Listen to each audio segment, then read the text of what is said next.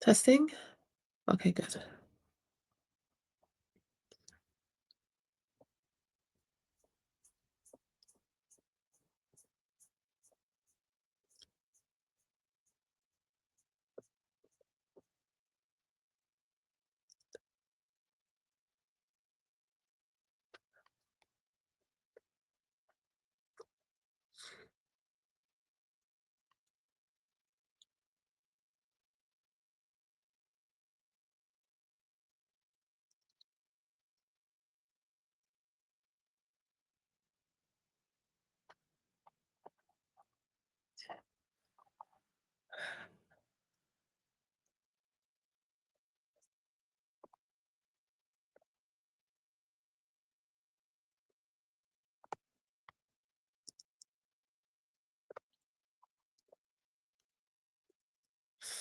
Okay, so get started.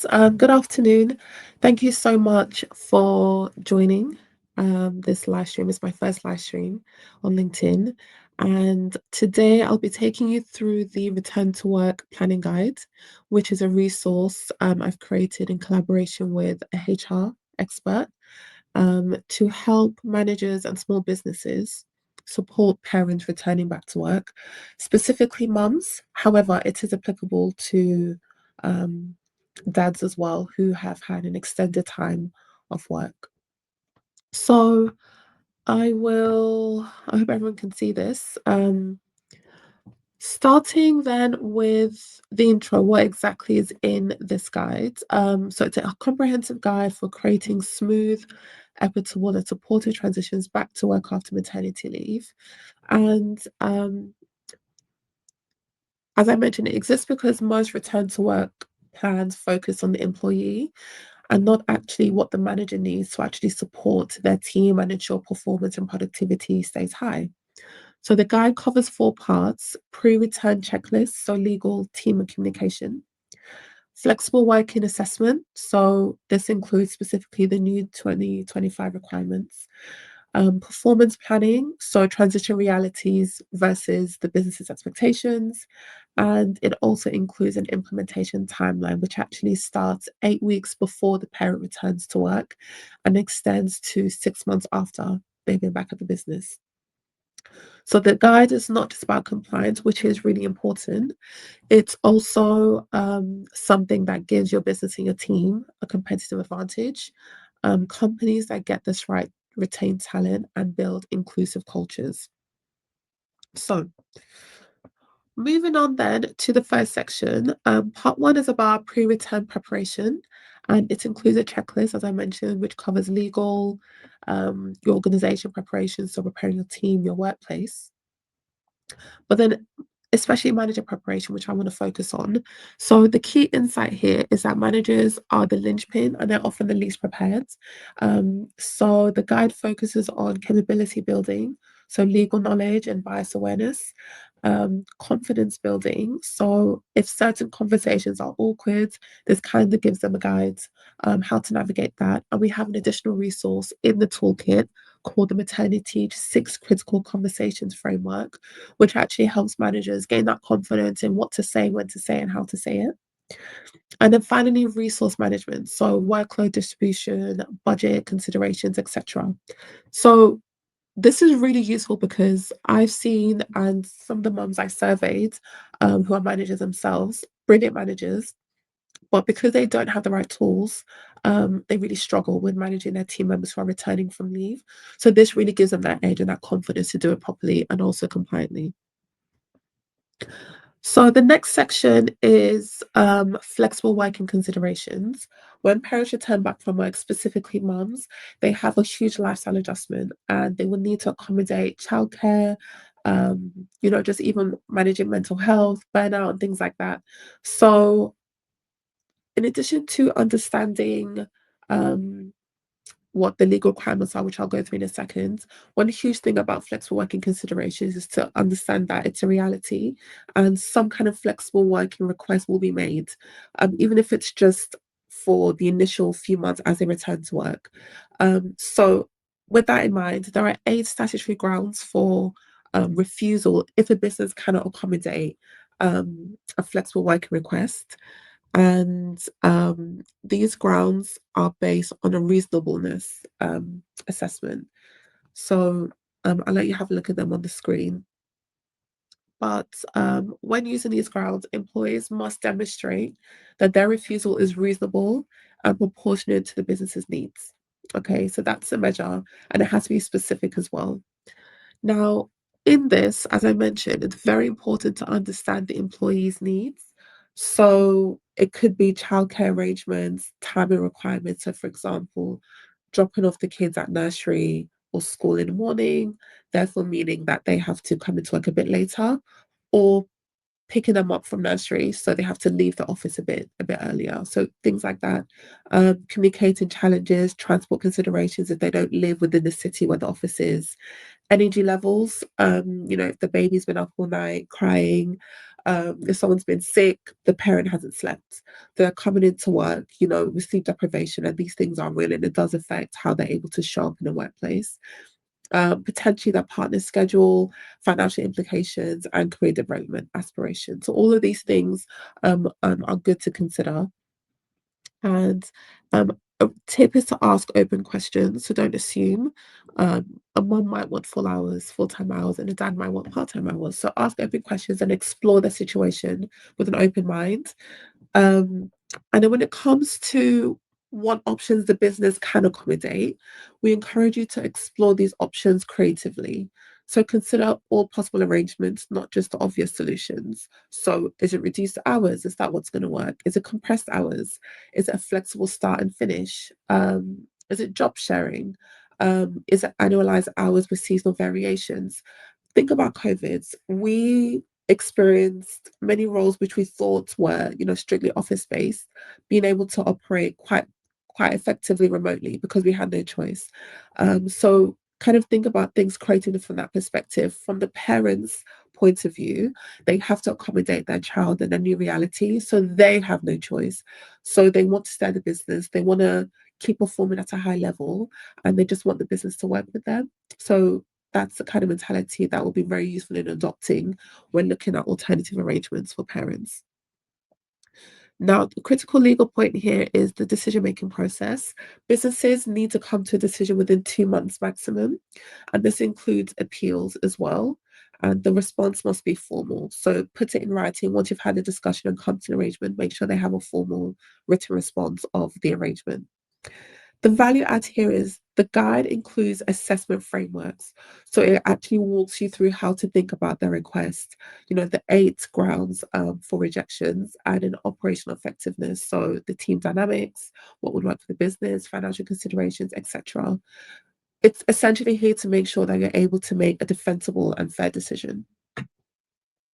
Okay, so moving on then, the next section we are going to look into is performance transition.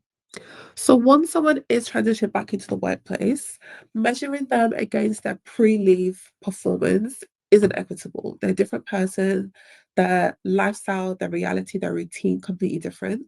And naturally as well, they have a confidence issue potentially. So what they need is the organization to take into account that they are facing, a cognitive load from sleep deprivation, potentially childcare logistics, etc. And how they are appraised, especially the first appraisal back, needs to take that into consideration. So, what we encourage in every situation is a phased return of some kind. An example of this will work differently for each business, but something that could work for your business would be month one, so reintegration, focus, so getting to know the systems, doing training, shadowing, etc. Month two would be confidence building. So resume their responsibilities, but with support, with guidance. Ideally, a mentor or a buddy, as I mentioned before, to support them however we can. And in month three, this would be where we are integrating our performance. So working towards full expectations, ramping them back up to how they were prior to leave. And we spent the first 3 months kind of getting them there slowly. So ideally, we should have data to say, okay, this is where they're struggling, this is where they're excelling, lean into that so that they can double down on what's working. And then we can kind of proactively put measures in place to improve what's not working so well. Now, performance management should be equitable. So we need to consider timeline adjustments. So, for example, extending probation or review periods proportionately. So, if someone has just come back to the business, it's not fair for them to be appraised a month after with the rest of the company. Maybe it makes sense to extend that or to delay that appraisal until the next one. Measurement modifications. So if they're working part-time, for example, the expectations should meet the fact that they are working reduced hours now. And in goal setting, so account for ramping up periods in annual objectives, sorry. Now, there's a legal risk here, which is important to call out. Applying the same metrics to part-time or flexible workers as you do to full-time workers can constitute indirect discrimination under the Equality Act 2010. So it's super important to make sure that you're treating them fairly, A, to support them and make sure that they can actually ramp up and perform as expected, will B, to make sure that the business and the team is compliant too. Now, the value in this and having this in a framework is that it protects both the employee and the business.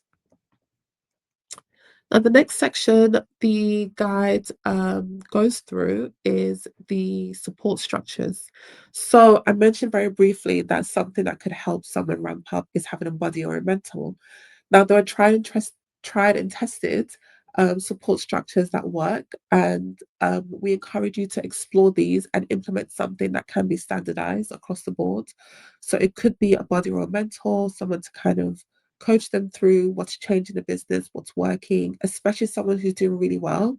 Ideally, a parent, if you have another parent, so they can kind of relate to each other and kind of build that camaraderie. Then manager training. So this guide, for example, is a perfect example. Something like this that your managers can refer to when it comes to staying compliant, when it comes to how to handle conversations, when it comes to timelines. It's really useful to make sure managers understand transition challenges and are able to also support the business and make sure that the business's needs are accounted for as they support parents back into work.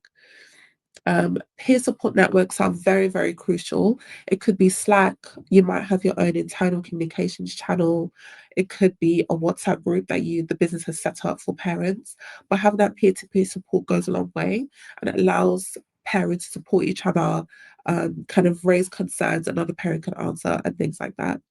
And then finally, it could be professional development. So, I mean, it definitely should be have that discussion. What do they want out of their career in the next 6 to 12 months? Where do they want to go? And how can you help them get there? Uh, Common challenges is the next section that comes after this. And this basically is in the guide to call out some of the things that teams or businesses don't always account for, but they often come up. And if the business feels blindsided, it it can look as if the parent is being negligent or lazy, when reality is that they are maybe struggling to articulate their needs, or they feel embarrassed to kind of say, I need time off, or I'm struggling with something. So common challenges to be aware of are childcare related absences. So plan proactively for inevitable disruption. So for example, if a child is settling into nursery because the parent has just come back to work and they're struggling, and the parent has to go home to get the child from nursery. Maybe they're sick, maybe they're crying, things like that. Even injuries. Sometimes, kids are, especially at that age, if they're sort of before one or around one, they're learning to walk, they're taking risks and they might injure themselves and the mom has to come pick them up or the dad. So do bear this in mind. It does happen. Are there any emergency protocols? So, are there clear escalation procedures for sudden childcare needs, backup arrangements, technology solutions for last minute remote working, and understanding flexibility from a management perspective, also from the team? And I've mentioned, the child being sick as well. So, these are sort of common challenges that parents face, but businesses often don't proactively accommodate or expect. Now, the next thing is, I mean, we've spoken about career development, so it's just super important to make sure you're having that discussion with returning parents. But then the next thing is, how do you actually measure success? So it's all good and well to kind of implement these things and to bear it in mind and to help a parent, but how do you measure success? So you can track it through multiple measures. So employee well-being is one. The post-return satisfaction, stress levels, confidence levels, engagement, etc. Now, the business, this one is kind of easier to track, but productivity levels, quality of work, team collaboration, retention rates, etc. And then you can also measure the effectiveness of the process. So, how long does it take that parent to get back to full productivity? What about the success of the flexible working arrangements? You know, what did that look like? It could also be the manager's confidence. So, how do you, as a manager or business owner, feel now that you're managing parents and you have a guide like this to support you? Do you feel more capable of navigating these transitions successfully and smoothly? And also peer feedback. So, send out pulse surveys. Just ask, how are you feeling? Ask the team, how has it been adjusted to this new dynamic, etc. And then the final section in the guide, it covers documentation, so things you need to document to make sure that you are actually tracking things properly, any documentation that's required legally, and also just best practices too for individual planning, progress monitoring, and continuous improvement. And then finally, there is an implementation timeline, which I won't go through, but as I mentioned, it starts with what you should do 6 weeks before return and goes right up until end of month one and beyond, so 6 months post return. And remember, we are always focused on their continuous development, their career. So where do they want to go? And the best way to do this is to implement check-ins. It could be weekly, it could be bi-weekly, it could be monthly, but you should be checking in with the team member to make sure that they are that things are progressing as they should. If they have any issues, this is the opportunity to raise it.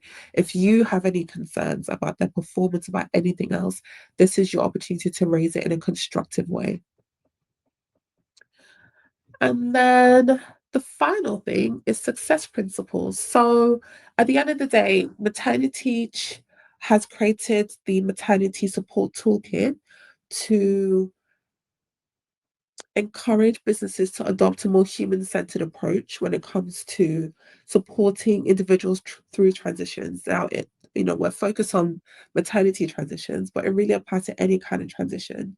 So recognize the individual circumstances, having emotional intelligence, being creative when it comes to alternatives arrangement with flexibility, and always, always focus on solutions at the end of the day so that the business benefits as well as the parent. We promote equity and fairness, business excellence always. At the end of the day, if a parent is well settled, well adjusted, they're going to be more productive, they're going to be more effective, they're going to be amazing team players, and that's ultimately going to benefit the business. So, business excellence a priority. And a continuous learning. So, learn from what worked, learn from what didn't work, and iterate. So this is essentially what the guide includes. It's 27 pages, so it's extremely comprehensive and very thorough. And it's one of 8 resources in the Maternity Essential Toolkit. Now, there's a QR code on the screen, and that takes you directly to the landing page for the toolkit. It doesn't formally launch until the 27th of this month, which is next week.